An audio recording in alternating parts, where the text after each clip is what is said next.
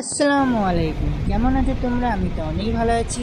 আজকে আমার ভাগনা ফোন করে বলছে, তোমরা আগের ভিডিও দেখেছো, আমার ভাগনার শরীর খারাপ। ফোন করে বলছে, ভাগনা আমাকে দেখতে আসবে না মামা? ওই জন্য মামাকে দেখতে যাচ্ছি। আজকে এই দেখো রেডি হয়ে গেলাম, রেডি হয়ে এবার মামাকে দেখতে যাওয়া রওনা দিচ্ছিলাম। মা বললো কিছু খেয়ে যা, ওই জন্য মা দুটো ভাত দিল। ভাবলাম তাহলে দুটো ভাতই খেয়ে যাই, লেট হয়ে যেতে পারে। ওই জন্য টুক করে একটু ভাত খেয়ে নিলাম। এই দেখো আবার রওনা দিলাম। যাওয়ার পথে ওই ভাবলাম একটা ছোট্ট একটা ভিডিও করে নিই। বোনদের বাড়ি যাচ্ছি, এবার অটো ধরবো বলে বাস স্ট্যান্ডে এলাম, অটো ধরে নিলাম। অটো ধরে নিয়ে এবার যাচ্ছি দিদিদের বাড়ি। থেকে ফিরে দেখলাম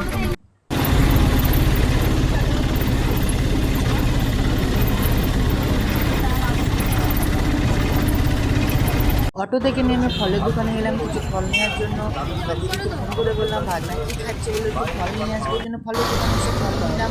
তারপরে এটা হচ্ছে খেলনা বদ্যিপুর মোড়। তোমরা যদি আসতে চাও আসবে, কিন্তু হেলমেট মাথায় করে আসবে বাইকে গেলে, তাহলে এখানে পুলিশ ধরে, আগে থেকে বলে দিলাম। তারপরে চলে এলাম আমার দিদিদের বাড়ি। দিদি এটা একটা গলি হচ্ছে, আর ছাদের বাড়িটা হচ্ছে আমার দিদিদের বাড়ি।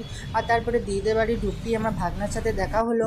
ভাগনার সাথে দেখা হওয়ার পর ভাগনা চলে গেল আমার দিদিকে ডাকতে, ভাগ্নের সাথে চলে গেল। তারপরে ঢুকে পড়লাম দিদিদের ঘরে। দিদি এসে দিয়ে আমাকে জিজ্ঞেস করলো, কেমন আছিস ভাই? মানে হ্যাঁ, অনেক ভালো আছি। তারপরে খাওয়া দাওয়া।